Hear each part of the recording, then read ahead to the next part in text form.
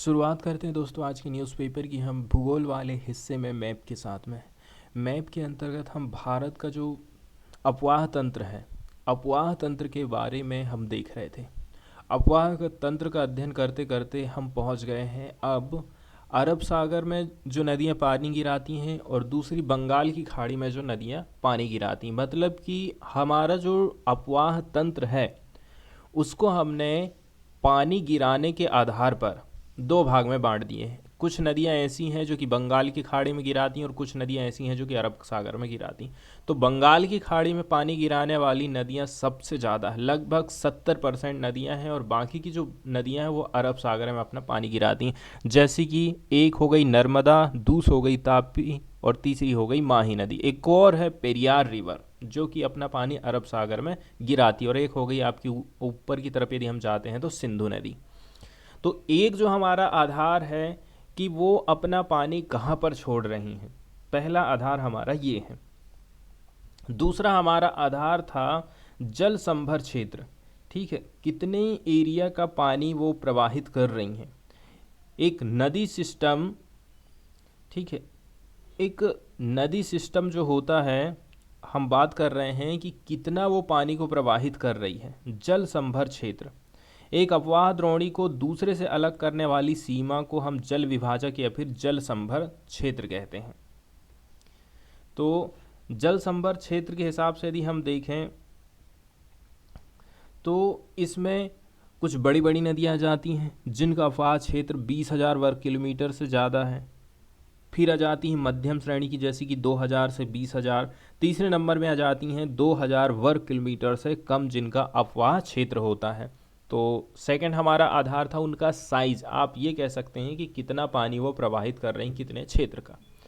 तीसरा जो हमारा बेस बन जाता है, तीसरा जो बेस होता है हमारा उद्गम के प्रकार, प्रकृति और विशेषता, कहाँ से उनका उद्गम हुआ। जैसे कि हम देखते हैं ज़्यादातर जो नदियाँ हैं हिमालय पर्वत से निकली हैं और ये अपना पानी कहाँ छोड़ रही हैं, या तो बंगाल की खाड़ी में, ठीक है, ज़्यादातर तो बंगाल की खाड़ी में, या फिर ये जैसे कि सिंधु नदी अरब सागर में अपना पानी गिरा रही।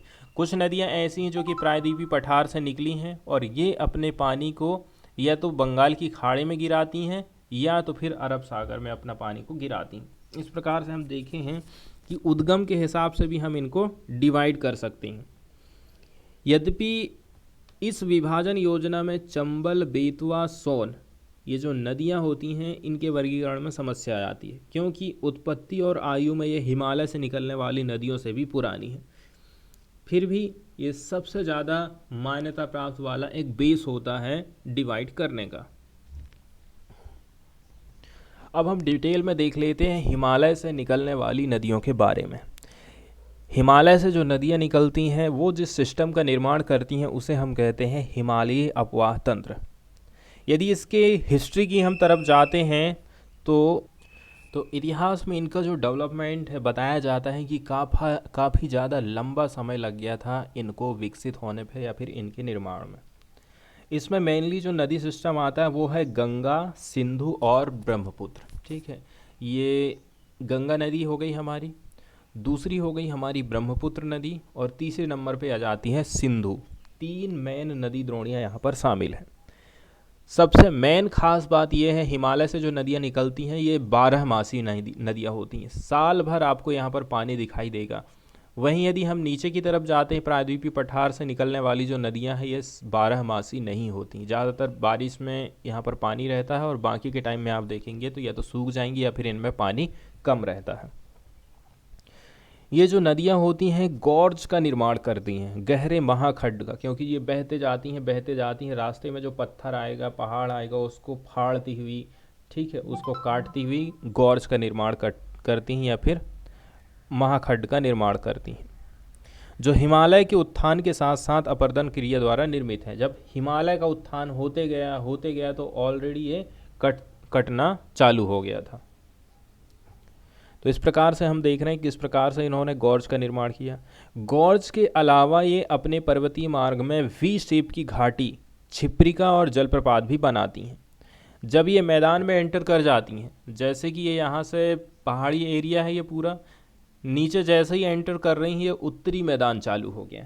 जब ये मैदान में प्रवेश करती हैं तो निक्षेप करती हैं। ये निक्षेप करते करते मतलब अपने साथ जो पानी बहा बहा के अपने साथ जो मटेरियल लाती हैं उसको निक्षेपित करते जाती हैं, उसको इकट्ठा करते जाती हैं। तो निक्षेपणात्मक स्थलकृति बनाती हैं, जैसे कि समतल घाटी, गोखुर झील भी हो सकता है, बाढ़कृत मैदान हो सकते हैं, गुम्फित वाहिकाएं, और नदी के मुहाने पर डेल्टा का भी निर्माण करती हैं। जैसे कि हम यहाँ पर देखते हैं बंगाल की खाड़ी में जो डेल्टा बनता है गंगा नदी का, ब्रह्मपुत्र नदी का, सुंदरवन का डेल्टा, ये सबसे फेमस है। हिमालय क्षेत्र में इन नदियों का जो रास्ता होता है टेढ़ा मेढ़ा है। हिमालय की तरह यहाँ पर देखो एकदम टेढ़ा मेढ़ा ये दिखाई दे रहा है, लेकिन जब ये मैदान में प्रवेश कर जाती हैं तो सर्प के जैसे मार्ग में बहने की प्रवृत्ति इनमें पाई जाती है और अपना रास्ता बदलते रहती हैं। कोसी नदी सबसे फेमस है, ये देखिए यहाँ पर, ये है कोसी नदी। उसके बाद गंडक, फिर घाघरा, फिर गंगा, ये गंगा है, और ये है यमुना, इसकी सबसे बड़ी सहायक नदी। तो जो कोसी नदी है, जिसे बिहार का शोक कहते हैं, सौरो ऑफ बिहार कहते हैं, अपना मार्ग बदलने के लिए कुख्यात रही है। ये नदी पर्वतों की ऊपरी क्षेत्र से भारी मात्रा में मटेरियल लाती है, मैदानी भाग में जमा करते जाती है, इससे नदी का रास्ता रुक जाता है। इसी के चलते चलते नदी को अपना रास्ता चेंज करना पड़ता है। इसके बाद पहली न्यूज़ हम देखने वाले हैं मैटरनल मोर्टेलिटी रेशो से संबंधित। मातृत्व मृत्यु दर से संबंधित कुछ डेटा प्रस्तुत किया गया है गवर्नमेंट के द्वारा, इसको हम देखने वाले हैं। इसमें काफ़ी सिग्निफिकेंट महत्वपूर्ण रूप से डिक्लाइन मतलब गिरावट देखने को मिली है इस रेशो में। इस रेशो को हम शॉर्टकट में एमएमआर बोलते हैं। 2014 से 16 के दौरान में ये 130 हुआ करता था, आज के टाइम में घटकर 2018 से 20 में 97 पर लाख लाइव बर्थ्स हो गया है। मतलब कि 1 लाख जब बच्चों का जन्म देती हैं महिलाएं, तो उस टाइम में जो डेथ हो रही है वो 1 लाख में 97 हो गई है। पहले 1 लाख में 130 हुआ करती थी। और ये है हमारे मनसुख मंडाविया स्वास्थ्य मंत्री। इंडिया ने अचीव कर लिया है नेशनल हेल्थ पॉलिसी टारगेट को एमएमआर के मामले में। 8 स्टेट ऐसे हैं जिन्होंने अचीव कर लिया है सस्टेनेबल डेवलपमेंट गोल टारगेट को मातृत्व मृत्यु दर के मामले में। एक काफ़ी बड़ा माइलस्टोन माना जा रहा है। There has been a significant decline in maternal mortality ratio in the country. ठीक है, congratulating the country on this achievement. Doctor Mansukh Mandaviya ने कंट्री को कॉन्ग्रेचुलेसन दिया है। Union minister of health and family welfare हैं, इन्होंने काफ़ी प्रशंसा करी है। रिमार्केबल प्रोग्रेस किए हैं हम, क्योंकि हमने लोअर कर दिया है मैटरनल मोर्टेलिटी रेशो का। ये डाटा यहाँ पर दिखाया गया। 2014 से 16 के बीच में 130 था, 15-17 के बीच में 122 था, 16-18 के बीच में 113, 17-19 के बीच में 103 और 2018-20 के दौरान में 97 हो गया है। यदि हम बात करें स्पेशल बुलेटिन ऑन एमएमआर, जिसको रिलीज़ किया गया था रजिस्ट्रार जनरल ऑफ इंडिया के द्वारा, maternal mortality ratio of India improve हुई है आगे बाय ए स्पेक्युलर 6 पॉइंट की इसमें हमने इम्प्रूवमेंट देखने को मिली है। आज के टाइम में यह कितना हो गया है, 1 लाख जन्म होते हैं तो उस टाइम में जो मैटरनल मोर्टेलिटी रेट है वो 97 का। The maternal mortality ratio is defines as number of maternal deaths during a time period of 1 lakh live birth.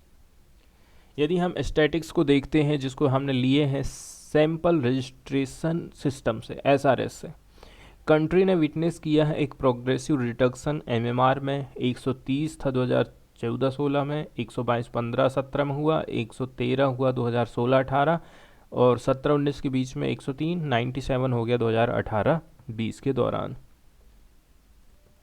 इसके अलावा इंडिया की तरफ से नेशनल हेल्थ पॉलिसी के अंतर्गत कुछ टारगेट निर्धारित किए गए हैं मातृत्व मृत्यु दर को लेकर के। ठीक है, कि हमें 100 प्रति 1 लाख लाइव बर्थ्स के ऊपर 100 से कम डाटा हमें प्राप्त करना है। लेस देन 70 मतलब हमें 70 से भी कम का टारगेट अचीव करना है 2030 तक।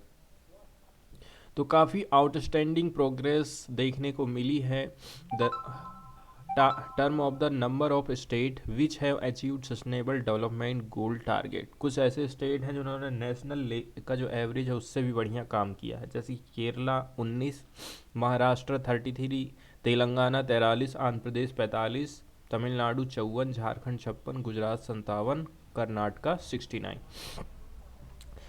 2014 से क्या किया गया, नेशनल हेल्थ मिशन लॉन्च किया गया था। India has made a concerted concreted effort to provide accessible quality maternal and newborn health service।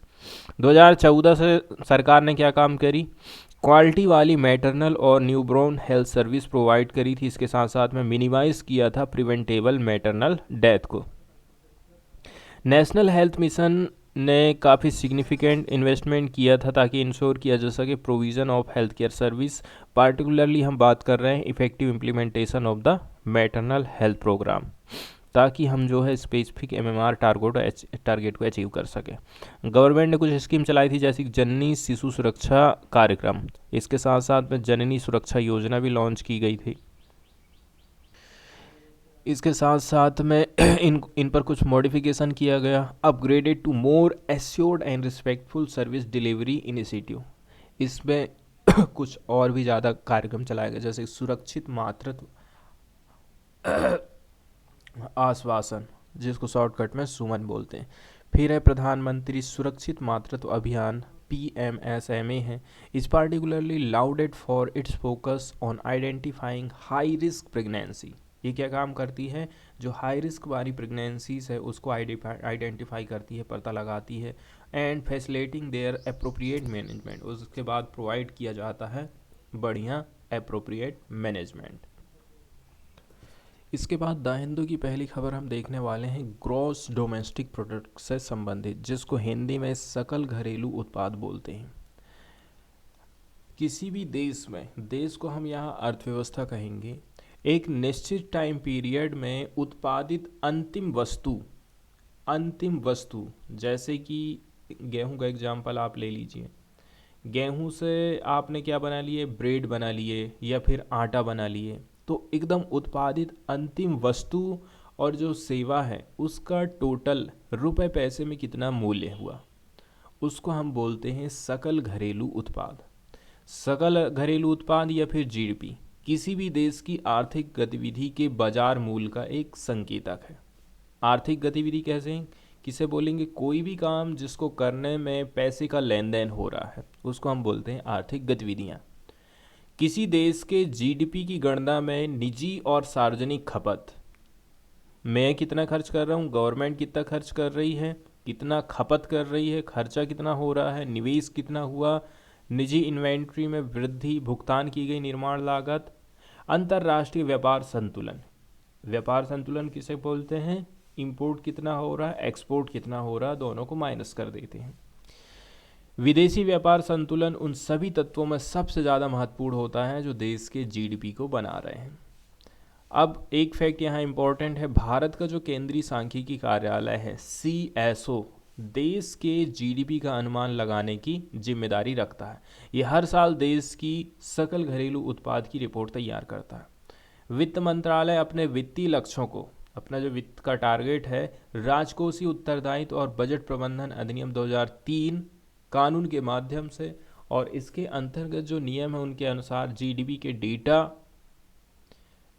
और उसके नियमों के अनुसार GDP के आंकड़ों पर आधारित करता है, मौजूदा जो कीमत चल रही है उसमें। किसी देश की GDP तब बढ़ती है जब घरेलू उत्पादकों द्वारा अन्य देशों को निर्यात की जाने वाली वस्तु और सेवा का कुल मूल्य घरेलू उपभोक्ताओं द्वारा वस्तु और सेवाओं के आयात के कुल मूल्य से अधिक हो जाए। जैसे कि एग्जाम्पल के तौर पर हम ये देखते हैं, हमारा जो पेन है यहाँ से बिक रहा है, इंडिया से जा रहा है तो बाहर में बिक रहा है 20 रुपये का। वहीं यदि उसी पेन को यदि हम देख लें तो हम हमारे देश में ये जो मंगवा रहे हैं वो 10 रुपये का मंगवा रहे हैं। ऐसी स्थिति में एक राष्ट्र के पास व्यापार अधिशेष कहा जाता है। ऐसी कंडीशन में क्या होता है, इस कंडीशन को हम व्यापार अधिशेष कहते हैं। जब जो घरेलू उपभोक्ता है ज़्यादा से ज़्यादा विदेशी सामान खरीदने लग जाए तो घरेलू उत्पादक समग्र रूप से विदेशी ग्राहकों को बेच सकते हैं। क्या कर सकते हैं, क्योंकि हमारे देश के लोग क्या करना चालू कर दिए, विदेशी सामान खरीद रहे हैं, तो हमारे देश में जो उत्पादन करने वाली कंपनियां हैं पूरी तरह से विदेशी ग्राहकों को अपना सामान बेच सकती हैं। एक व्यापार घाटा होने वाला है। यह एक ऐसी स्थिति जहां देश का सकल घरेलू उत्पाद घट जाता है।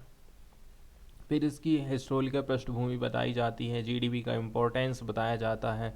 जीडीपी की गणना के लिए क्या फार्मूला होना चाहिए, तो जीडीपी बराबर CIGNX। CIGNX जीडीपी को उपभोग, निवेश, सरकारी खर्चा और शुद्ध निर्यात के रूप में हम परिभाषित करते हैं। सी क्या है, सी मतलब सी मतलब होता है खपत। तो शुरू से करते हैं, एनएक्स क्या है, एक देश का निर्यात है, ठीक है। आई बोले तो निवेश, इन्वेस्टमेंट, और जी है तो गवर्नमेंट कितना खर्च कर रही है, और सी परिवारों और गैर लाभकारी संगठनों द्वारा निजी उपभोग व्यय को दर्शाता है। इसकी कुछ लिमिटेशन भी हो सकती हैं। कई प्रकार से जीडीपी को बांटा भी गया है, जैसे कि रियल जीडीपी, जिसको हिंदी में वास्तविक सकल घरेलू उत्पाद कहा जाता है। तो किसको कहेंगे, वास्तविक सकल घरेलू उत्पाद, वास्तविक जीडीपी जिसको बोलते हैं, जिसे स्थिर मूल्य जीडीपी या फिर मुद्रा स्फीति समायोजित जीडीपी के रूप में भी जाना जाता है। किसी दिए गए साल में अर्थव्यवस्था मतलब हमारे देश द्वारा उत्पादित सभी वस्तु और सेवाओं के कुल मूल्य को ये मापने का काम करता है।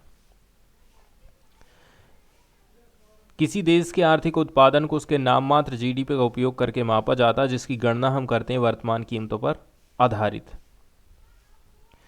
दूसरे तरीके से कहें ना तो ये महंगाई पर ध्यान नहीं देती है या उस दर पर ध्यान नहीं देता जिस पर कीमतें बढ़ रही हैं। दोनों ही विकास दर को बढ़ा चढ़ाकर पेश करती हैं। फिर आ जाता है जीडीपी पर कैपिटा जीडीपी। तो किसी देश की जनसंख्या के भीतर प्रति व्यक्ति सकल घरेलू उत्पाद कितना हो रहा है, ये देश की अर्थव्यवस्था में प्रति व्यक्ति उत्पादन या फिर आय की मात्रा होती है, जो किसी विशेष देश में औसत उत्पादक या जीवन स्तर को भी बताता है। इसके अलावा gross domestic product purchasing power parity, triple P, सकल घरेलू उत्पाद क्रय शक्ति समता। न्यूज़ की यदि हम बात करें तो न्यूज़ में एक चीज़ का उल्लेख किया जाता है, ग्रॉस वैल्यू एडेड, ठीक है, और जीडीपी, दोनों में काफ़ी कन्फ्यूज़न रहता है। तो देखिए इसमें क्या होता है, value of all goods and services की प्राइस को हम जोड़ रहे हैं हमारे देश में जितना भी उत्पादन हो रहा है, और उसमें से डिडक्ट कर दे रहे हैं इनपुट कॉस्ट को, कि भाई मैंने कितनी लागत लगाया हूँ। जबकि यदि हम ग्रॉस डोमेस्टिक प्रोडक्ट की बात करें, जीडीपी की बात करें, तो ये कैसे होता है, कंट्री की नेशनल इनकम को नापता है by adding up the expenditures in the economy. हमारी इकोनॉमी में कितना एक्सपेंडिचर हो रहा है, दोनों के बीच में कितना डिफरेंस है, क्या है। जो बाद वाला है, जो जीडीपी है, ये इंक्लूड कर देता है नेट टैक्सेस को, इसमें टैक्स भी शामिल कर दिया है, और रिमूव कर दिया है सब्सिडी को, which is why the two matrix can differ in years of sharp taxation और सब्सिडी चेंजेस। टैक्स चेंज होगा, सब्सिडी चेंजेस होगी, तो दोनों में बहुत भारी अंतर दिखाई देता है। जबकि जो जीडीपी होता है वो इंटरनेशनली एक्सेप्टेड है, ये मेज़र करता है ओवरऑल इकोनॉमिक ग्रोथ को हमारे देश में। वहीं ये जो जीवीए होता है सेक्टर वाइड डिटेल प्रोवाइड करता है इकोनॉमिक एक्टिविटी की from the production side, production की तरफ से कौन से सेक्टर में कितनी वृद्धि हुई है, कितनी कमी आई है, जीवीए हमको ये बताने का काम करता है। न्यूज़ की यदि हम बात करें तो जीडीपी की जो ग्रोथ है उसमें गिरावट आई है 6.3% की, क्योंकि मैन्युफैक्चरिंग में ज़्यादा वृद्धि नहीं हो पाई है। ये 2019 से 2020 फिर 2022 का डेटा आप देख सकते हैं। 2019 फिर दिसंबर 2020 फिर सितंबर 2022 का डाटा यहाँ पर प्रस्तुत किया गया। ये जो एस्टिमेशन लगाया गया है इसको रिलीज़ किया गया है नेशनल स्टैटिस्टिकल ऑफिस के द्वारा। बस यहाँ पर इम्पोर्टेंट इतना ही था कि इसको रिलीज़ किसने किया है और जीवीए क्या चीज़ है, क्या इसका ट्रेंड रहा है, कितना कम रहा है, कितना ज़्यादा रहा है, यही सब बातें। इसके अलावा सुप्रीम कोर्ट क्या है ना, बिल्किस बानो के जो दोषी थे उनको रिहा किया गया है, तो इस पिटीशन को देखने वाली है। Supreme Court said to look into Bilkis Bano's petition against early release of 11 convicts. तो 11 जो कन्विक्ट हैं उनको जो रिलीज़ किया गया है रेप के, ये बिल्किस बानो रेप पीड़िता थी, तो उसी को उसकी सुनवाई फिर से होने वाली है। फिर फ्रंट पेज से यदि देखा जाए तो इंडिया और यूएस एक्सरसाइज एलएसी के किनारे चल रही है, उससे रिलेटेड ये न्यूज़ आई है। देख लेते हैं कौन कौन सी बातें यहाँ पर बताई जाती है। तो जाहिर सी बात है, इंडिया और अमेरिका की एक्सरसाइज वो भी एलएसी के किनारे होगी, तो चाइना को दिक्कत तो होने वाली ही है। China on Wednesday said it had expressed it's concern, इसने अपनी चिंता जाहिर करी है इंडिया को, किसके ऊपर? जॉइंट इंडिया मिलिट्री एक्सरसाइज, जिसका नाम रखा गया है युद्ध अभ्यास, being conducted in Uttarakhand about 100 kilometre from the LAC. तो उनकी तरफ से क्या कहा गया है, ये बात यहाँ पर बताई जाती है। उनका कहना है कि देखिए, एलएसी में जो चाइना इंडिया बॉर्डर में जो हम भी जो चीज़ साइन किए थे, एग्रीमेंट साइन किए थे इंडिया और चाइना के बीच में 1993 और 96 के बीच में, वो उसका वायलेशन किया जा रहा है इंडिया की तरफ से। It does not serve the mutual trust between India and China, इससे जो आपस में जो भरोसा है दोनों तरफ से वो कम होता है, ऐसा चाइना की तरफ से हमें स्टेटमेंट प्राप्त हुआ है। एलएसी के बारे में कुछ बेसिक जानकारी हम देख लेते हैं। इंडिया एंड चाइना शेयर करते हैं 3488 किलोमीटर की बहुत लंबी बाउंड्री, ठीक है। और ये काफ़ी अनफॉर्चुनेटली है कि ये जो इंटायर बाउंड्री है पूरे झगड़े में है, पूरी डिस्प्यूटेड एरिया में आ जाती है। The line which delineates the boundary between two countries, जो लाइन की हम बात कर रहे हैं जो कि दो देशों को अलग कर रही है, is popularly called the McMahon line after its author sir Henry McMahon. फिर 1913 में British India government had called a tripartite conference, क्या हुआ? ट्रीपार्टिटेट कॉन्फ्रेंस का आयोजन किया गया। उसमें क्या होता है? Tripartite in which boundary between India and Tibet was formalise, India और तिब्बत के बीच में एक बाउंड्री का फार्मूलेशन किया गया after a discussion between the Indian and Tibetan, Indian और तिब्बतियन के बीच में बातचीत हुई। फिर एक कन्वेंशन को एडॉप्ट किया गया था, जिसका जो रिजल्ट रहा था वो था डीलिमिटेशन ऑफ, यहाँ पर पार्टीट मतलब होता है त्रिपक्षीय। तो डीलिमिटेशन हुई किसने? इंडो तिब्बतन बाउंड्री की। This boundary is however disputed by China which term it as illegal. फिर 1957 में चाइना ने ऑक्यूपाई कर लिया था अक्साई चीन को एंड बिल्ड कर दिया था एक रोड इसके ऊपर से। This episode might followed intermittent clashes along the border, इससे क्या हुआ? बॉर्डर में क्लैशेस हुआ which finally culminated in the border war 1962, ये कन्वर्ट हो गया बॉर्डर वार में। The boundary which came into existence after the war, युद्ध के बाद में ही ये बाउंड्री एग्जिस्टेंस में आई थी, came to be known as line of actual control. तो ये इसका इतिहास रहा, कितनी लंबी हम बाउंड्री शेयर कर रहे हैं ये भी हम देख चुके हैं।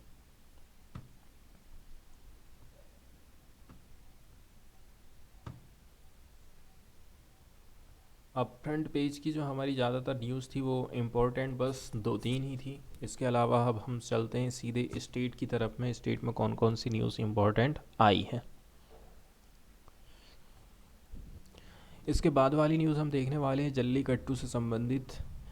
ये जो जल्लीकट्टू होता है इसके अंतर्गत जो बुल होता है, मतलब जो सांड होता है, उसको कंट्रोल किया जाता है। तो ये बुल टैमिंग, बुल को टैम करना, कंट्रोल करने वाला स्पोर्ट है। That has traditionally been part of the festival of Pongal in Tamil Nadu. Tamil Nadu में पोंगल त्यौहार मनाया जाता है, उसी का एक हिस्सा हुआ करता है bull taming. The sport involve releasing A running bull into crowd of people का जो क्राउड रहता है, भीड़ भाड़ रहता है, वहाँ पर रिलीज़ किया जाता है रनिंग बुल को। इसमें जो पार्टिसिपेंट रहते हैं वो अटेम्प्ट करते हैं to grab the bull's hump and ride it for as long as possible in an attempt to stop it. क्या काम करते हैं ये देख रहे हैं आप।